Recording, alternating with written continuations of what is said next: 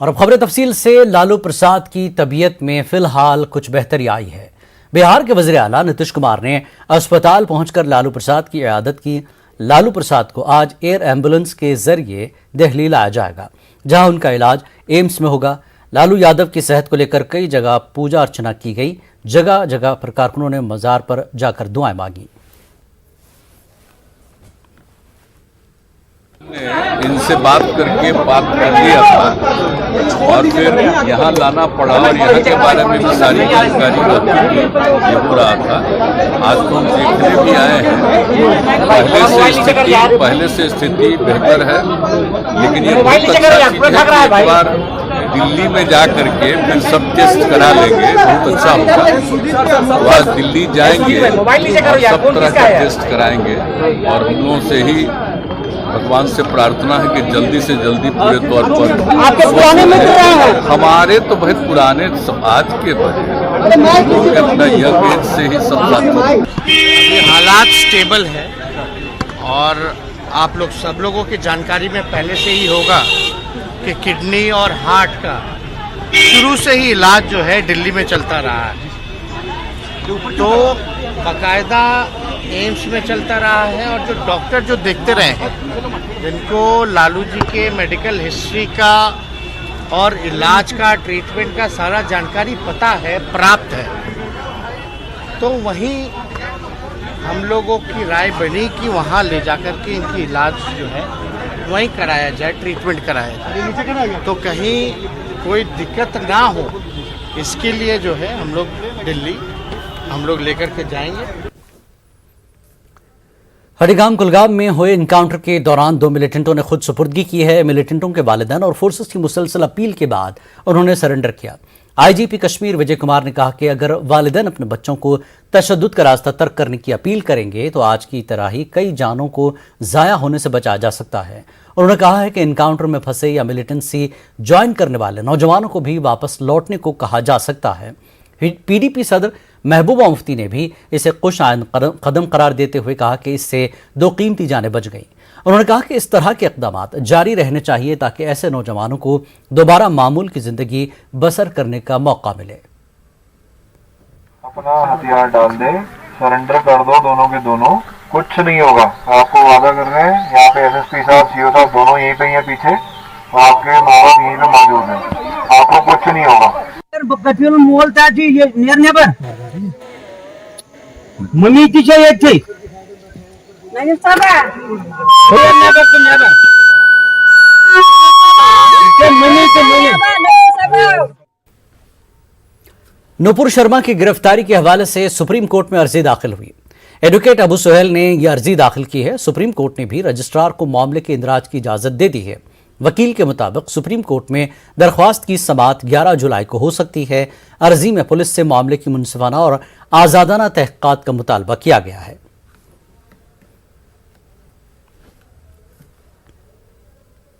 रांची में नूपुर शर्मा की मुखालफत में एहतजाज का मामला अब सीआईडी के हवाले है। एहतजाजियों पर पुलिस फायरिंग की अब सीआईडी जांच करेगी। डीवाईएसपी एमएस मुंडा तहकीकाती अफसर होंगे। 2 इंस्पेक्टर एमएस मुंडा की जांच में मदद करेंगे। वाज़ेह हो कि पुलिस फायरिंग में 3 अफराद हलाक हुए थे।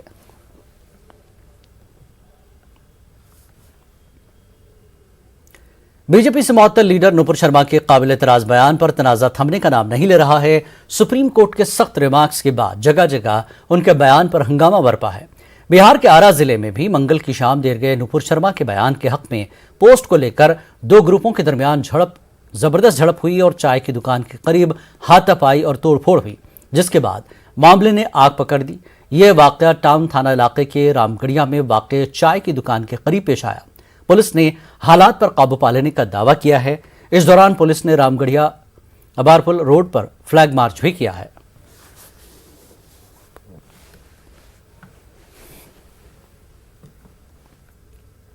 आवाम को महंगाई का बड़ा झटका लगा है। आज से घरेलू एलपीजी सिलेंडर महंगा हो गया। घरेलू एलपीजी सिलेंडर की कीमत में 50 रुपए फी सिलेंडर इजाफा हुआ है। बढ़ी हुई कीमतों का इतलाक आज से ही हो गया है। इस इजाफे के बाद दिल्ली में एलपीजी सिलेंडर 1053 रुपए फी सिलेंडर के हिसाब से दस्तयाब होगा। वहीं 5 किलो घरेलू LPG सिलेंडर की कीमत में भी 18 रुपए फी सिलेंडर का इजाफा किया गया है।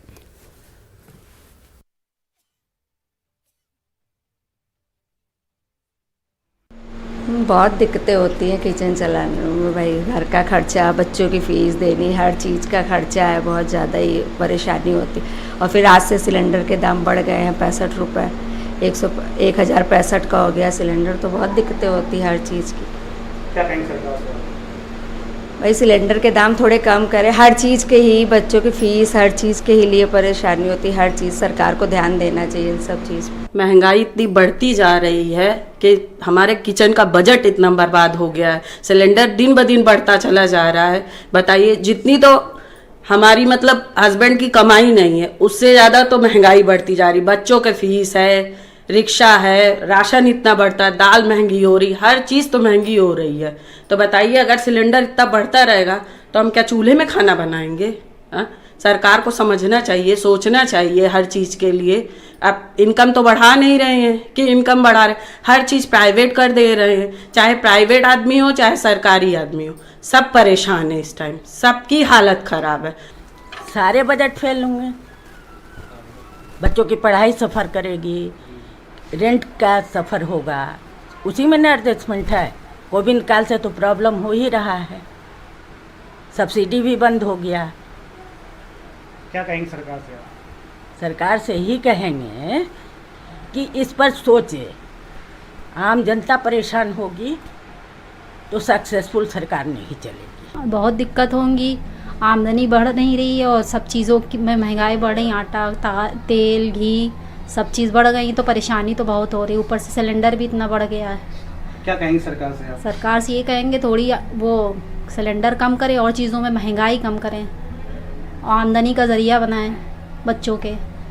साहब जी, ये आज नहीं बढ़ रहा है, ये कम से कम साल 1.5 साल के अंदर इतना बढ़ा दिया था। हर रोज 20-50 हर महीने बढ़ता जा रहा है। हमारा धंधा वही है, काम वही है, कमाई ही नहीं है, मरने के लाले पड़ रहे हैं। हर रोज सिलेंडर बढ़ जाता है रेट, हमारे पैसे बढ़ते नहीं है, हमारे को ग्राहक वही पैसे देता है और हम परेशान है सिलेंडर के रेट बढ़ने से, बहुत ज्यादा दुखी हो चुके हैं। आप ये देख लो कि इन 5 सालों के पहले के रेट देख लो और आज के रेट देख लो, आपको पता लगेगा कितना फर्क आ चुका है। आज के टाइम में कितनी बुरी तरह पैसे बढ़ाए जा रहे हैं, पेट्रोल पे, CNG पे, हर चीज पे। हर चीज हमारे लिए, अब पेट्रोल महंगा होने से हमारी हर चीज महंगी हो जाती है। जितनी भी कार्गो से सामान आता जाता है, टेबल होता है, वो सारा सामान महंगा है।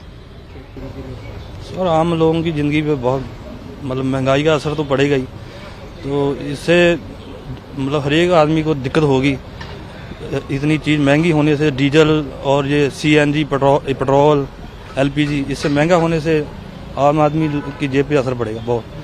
सिलेंडर ही नहीं, हर चीज की महंगाई इतनी हो गई है। जब से मोदी जी आए, जब से हर चीज महंगा हो गया है।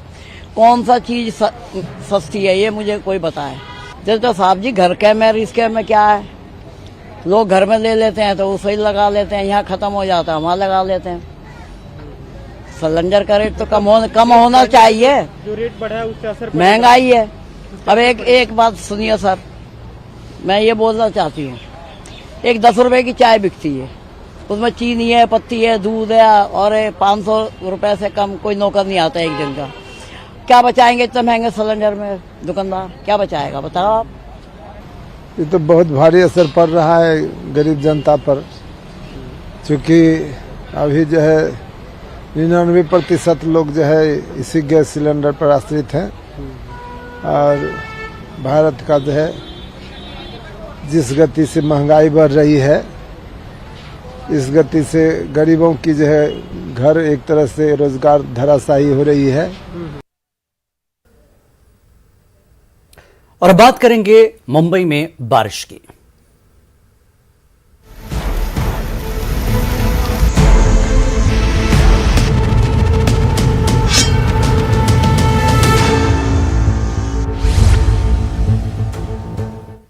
मुंबई समेत महाराष्ट्र के कोंकण रीजन, मध्य प्रदेश रीजन, दिल्ली और केरल में महकमे मौसमियात ने बारिश का अलर्ट जारी किया है। बारिश मुंबई और इसके मुल्हिका इलाकों में कल रात से आज सुबह तक मूसलाधार बारिश हुई है। बारिश की वजह से शहर के कई इलाकों में पानी जमा होने से मुंबई वासियों को ट्रैफिक के मसाइल का सामना करना पड़ रहा है।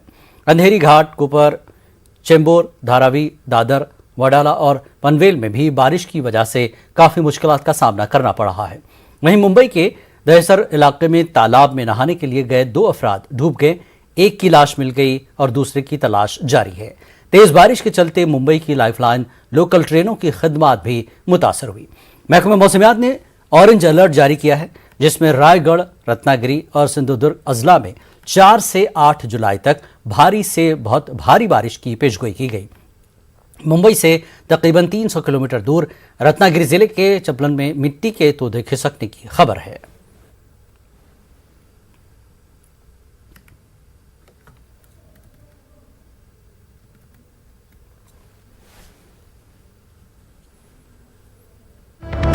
इस वक्त ये एक अहम खबर आपको देने उदयपुर कत्ल मामले को लेकर खबर आई है। हैदराबाद के संतोष नगर इलाके से एक मुलजिम गिरफ्तार 36 साल मोहम्मद मुनव्वर हुसैन का ताल्लुक भागलपुर से है। एनआईए ने उसे गिरफ्तार किया है। उदयपुर कत्ल मामला, इस सिलसिले में हैदराबाद के संतोष नगर इलाके से एक मुलजिम को गिरफ्तार किया गया है और गिरफ्तार शख्स 36 साल मोहम्मद मुनव्वर हुसैन, जिसका ताल्लुक भागलपुर से है, एनआईए ने ये गिरफ्तारी की। तो बड़ी खबर, उदयपुर कत्ल मामले में हैदराबाद से एक शख्स, एक मुलजिम को गिरफ्तार किया गया है। एनआईए ने ये गिरफ्तारी की है।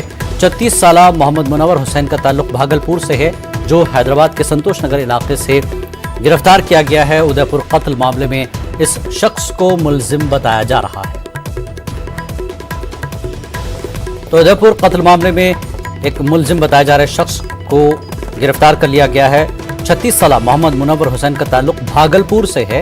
तो भागलपुर से ताल्लुक रखने वाले इस शख्स को उदयपुर कत्ल मामले में एनआईए ने गिरफ्तार किया है। और उदयपुर कत्ल मामले में 2 लोग पहले ही गिरफ्तार कर लिए गए हैं। एक तीसरा शख्स है जो हैदराबाद से गिरफ्तार हुआ है और भागलपुर से इस शख्स का ताल्लुक है। 36 साल मुनव्वर हुसैन जो उदयपुर कत्ल मामले में ये तीसरा मुलजिम बताया जा रहा है और भागलपुर का रहने वाला है। एनआईए ने हैदराबाद के संतोष नगर इलाके से शख्स को गिरफ्तार किया है।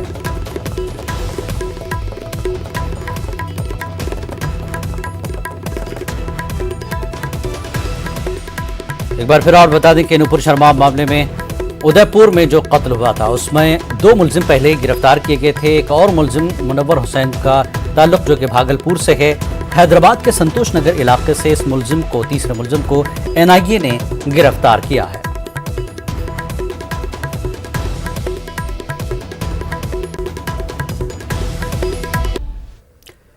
भाग दौड़ की जिंदगी में खामोश हार्ट अटैक एक खतरा बनकर उभरा है, जो नौजवानों को अपना शिकार बना रहा है।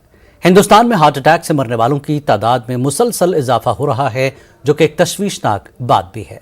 देखिए तफसीलात। साइलेंट अटैक लगातार भारतीय युवाओं को शिकार बना रहा है। भारत में हार्ट अटैक से मरने वाले लोगों की संख्या में लगातार इजाफा हो रहा है। पिछले 10 साल में भारत में 2.25 लाख से ज्यादा लोगों की मौत हार्ट अटैक से हुई है। आखिर क्यों चिंता का विषय बनता जा रहा है हार्ट अटैक, और कैसे हमारी आदतें दिल को कमजोर बना रही हैं?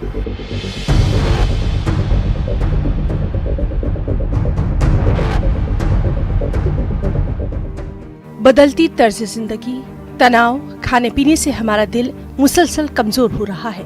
सर गंगाराम अस्पताल के कार्डियोलॉजिस्ट डॉक्टर भुवनेश कांडपाल ने कहा कि गुज़िश्ता 7-8 वर्षों में हार्ट अटैक से मरने वालों की तादाद में लगातार इजाफा देखा जा रहा है और कोविड के बाद इस तरह के मरीजों की तादाद लगातार बढ़ती जा रही है। सीनियर डॉक्टर वली के मुताबिक आज का नौजवान जहनी तनाव का शिकार हो चुका है। मुलाजमत पेशा अफराद दफ्तर के हवाले से काफी परेशानियों से दूचार है, जिसकी वजह से उनकी नींद पूरी नहीं हो पाती और नींद की कमी भी हार्ट अटैक की सबसे बड़ी वजह है।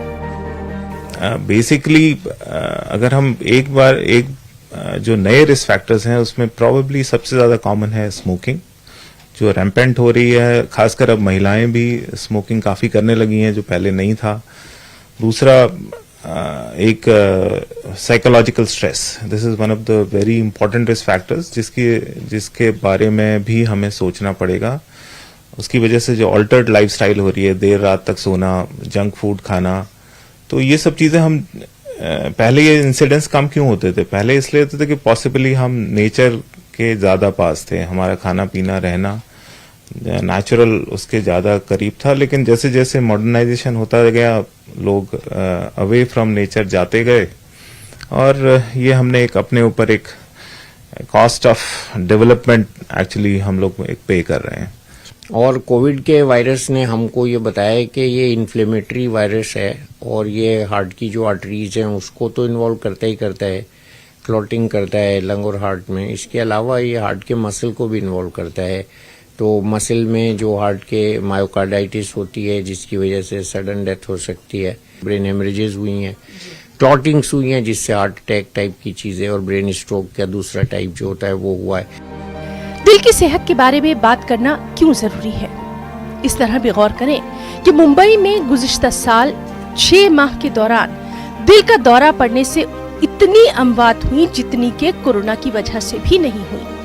2015 में शाये होने वाली रिपोर्ट के मुताबिक हिंदुस्तान में 62 मिलियन अफराद को दिल की बीमारियां थी।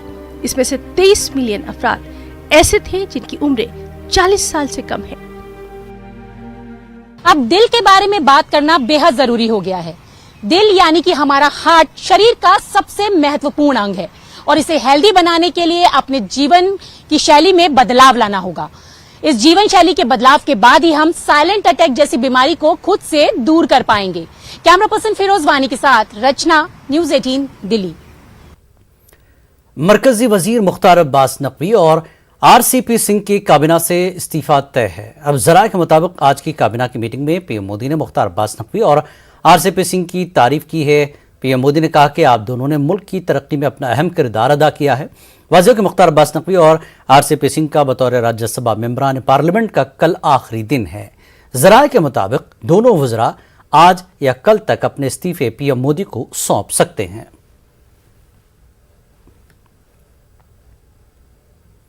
मरकजी वजीर अन्नपूर्णा देवी ने कहा है कि उन्हें उम्मीद है कि झारखंड मुक्ति मोर्चा एनडीए की सदारती उम्मीदवार द्रौपदी मुर्मू की हिमायत करेगा। वहीं उन्होंने खवातीन अरकान असेंबली से उनकी हिमायत की अपील की। केंद्रीय मंत्री अन्नपूर्णा देवी, उनसे हम बात करते हैं। मैम, जिस तरह से एनडीए ने महिला उम्मीदवार के नाम की घोषणा की है, जेएमएम ने अभी तक स्टैंड क्लियर नहीं किया है, आदिवासी समाज से भी वो आती हैं। देखिए, सबसे पहले तो आदरणीय प्रधानमंत्री जी को और आदरणीय राष्ट्रीय अध्यक्ष जी के प्रति आभार व्यक्त करते हैं कि उन्होंने महिला उम्मीदवार और उसमें भी आदिवासी समाज से उम्मीदवार बनाया है राष्ट्रपति के लिए। और अभी झारखंड आई भी थी माननीय द्रौपदी मुर्मू जी, और झारखंड से उनका बिल्कुल बहुत ही आत्मीय रिश्ता रहा है, उनका खून का भी रिश्ता रहा है। और हमें लगता है कि बहुत अच्छा, आप देखेंगे कि जिस तरह से जो एक उनका अपील भी था, तो झारखंड में भी महिला और अन्य चाहे किसी भी दल के हों, सभी से अपील जिस तरह से उन्होंने किया है, तो दल से ऊपर उठकर लोग सपोर्ट करेंगे। और जहां तक झारखंड मुक्ति मोर्चा की बात है, उनसे भी वो मिली हैं, गुरुजी भी मिले, उनको आश्वस्त किए हैं। हमें लगता है निश्चित रूप से सभी का सपोर्ट मिलेगा और दल से ऊपर उठकर हम तो आपके माध्यम से भी सभी महिला सांसदों को खास करके और महिला विधायकों कहीं भी किसी भी दल में हैं, एक महिला के नाते उनको सपोर्ट करना चाहिए। हाँ मैम, इसके साथ ही साथ अगर हम बात करें, केंद्र सरकार बड़ी सौगात झारखंड को देने जा रही है। देवघर में जो है वो एयरपोर्ट का उद्घाटन होने जा रहा है। कितनी बड़ी सौगात है झारखंड वासियों के लिए? देखिए, बहुत ही चिर प्रतीक्षित मांग थी और संथाल परगना ऐसे भी बहुत ही पिछड़ा इलाका में से आता है। और जिस तरह से आदरणीय प्रधानमंत्री जी के नेतृत्व में लगातार 8 वर्षों से आप देखे होंगे कि लगातार देश के हर कोने को कैसे विकास हो, इसके लिए लगातार चिंतित है। जो अंत्योदय अंतिम व्यक्ति के लिए सिर्फ बोलते नहीं है, सबका साथ सबका विकास की बात नहीं करते, बल्कि इस मंत्र के साथ काम करते हैं। और उसी में ये बहुत बड़ी उपलब्धि है पूरे झारखंड के लिए। और बाबाधाम जो कि विश्व प्रसिद्ध श्रावणी मेला भी लगता है और देश विदेश से लोगों का आना होता है, तो ऐसी स्थिति में कि ये बहुत ज्यादा उधर झारखंड के लोग खुश हैं, लोगों की ये अपेक्षा थी। और ये भी था कि ये मुमकिन तभी हो सकता है कि जब भारतीय जनता पार्टी यानी मोदी जी के नेतृत्व में, तो निश्चित रूप से मोदी है तो मुमकिन है, लोग बोलते हैं, पर ये हर चीज सही साबित हुआ। वहां पर पहले न ट्रेन की व्यवस्था थी और न ही ये तो एयरपोर्ट तो दूर की बात थी, लेकिन दोनों ही सौगात मिली है और बहुत अच्छा, बहुत ही खुश है वहाँ के लोग। और निश्चित रूप से आने वाले समय में भी, चूंकि लोगों की जिस तरह से अपेक्षा है, आदरणीय प्रधानमंत्री जी झारखंड पर विशेष ध्यान भी देते हैं और हर क्षेत्र हर तबका के लिए काम भी हो रहा है। ठीक है, बहुत धन्यवाद। नप्पू पाठक, विनीत कुमार, न्यूज़ 18 दिल्ली। दिल्ली के वज़ीर-ए-आला अरविंद केजरीवाल ने ऐलान किया कि कौमी दारुलहुकूमत में एक शॉपिंग फेस्टिवल का इनेकाद किया जाएगा। उन्होंने कहा कि दिल्ली में रोजगार, कारोबार और मईशत को लेकर ये बड़ी खबर आई है। 2023 के आगाज से दिल्ली में आलमी मयार के दिल्ली शॉपिंग फेस्टिवल की मेजबानी करेगा। आने की प्लानिंग कर लें, अपना ट्रैवल, अपनी टिकटें वगैरह बुक कर लें, सारी प्लानिंग कर लें, क्योंकि 28 जनवरी से 26 फरवरी तक 30 दिन के लिए दिल्ली में दिल्ली शॉपिंग फेस्टिवल मनाया जाएगा। ये अपने भारत देश का सबसे बड़ा शॉपिंग फेस्टिवल होगा। आज तक इतना बड़ा कभी शॉपिंग फेस्टिवल नहीं हुआ होगा और अभी शुरुआत कर रहे हैं। मुझे उम्मीद है कि आने वाले समय में कुछ सालों के अंदर इसे हम दुनिया का सबसे बड़ा शॉपिंग फेस्टिवल बनाएंगे। 30 दिन का फेस्टिवल होगा। पिछले कई महीनों से हमारी तैयारी चल रही थी, प्लानिंग चल रही थी, प्लानिंग पूरी हुई। अब इस फेस्टिवल को लागू करने की तैयारियां शुरू हो रही हैं। काउंटडाउन शुरू हो गया हम लोगों का। पूरी दुनिया भर से, पूरे देश से, पूरी दुनिया भर से लोगों को इनवाइट किया जाएगा दिल्ली को एक्सपीरियंस करने के लिए, दिल्ली के लोगों को एक्सपीरियंस करने के लिए, दिल्ली की कल्चर को एक्सपीरियंस करने के लिए, संस्कृति को एक्सपीरियंस करने के लिए और शॉपिंग करने के लिए। इसमें युवाओं के लिए, यूथ के लिए बहुत कुछ होगा, फैमिलीज़ के लिए, अपने परिवार के लिए बहुत कुछ होगा, बच्चों के लिए बहुत कुछ होगा, बुजुर्गों के लिए बहुत कुछ होगा, अमीरों के लिए बहुत कुछ होगा, मिडिल क्लास के लिए बहुत कुछ होगा, गरीबों के लिए बहुत कुछ होगा। हर तबके के लिए इस शॉपिंग फेस्टिवल के अंदर कुछ ना कुछ होगा और अनपैरेलल्ड शॉपिंग एक्सपीरियंस होगा, अभूतपूर्व शॉपिंग एक्सपीरियंस इस फेस्टिवल के दौरान होगा। बीजेपी लीडर तजेंद्र बग्गा को पंजाब हरियाणा हाईकोर्ट से राहत मिली है। इश्तियाल अंगेज तकरीर के केस में अदालत ने उनकी गिरफ्तारी पर 4 अगस्त तक के लिए रोक लगा दी। पंजाब हुकूमत की जानिब से अदालत में कुछ दस्तावेजात, तस्वीरें और वीडियो पेश किए गए थे। इस मामले पर अगली समाअत 4 अगस्त को होगी।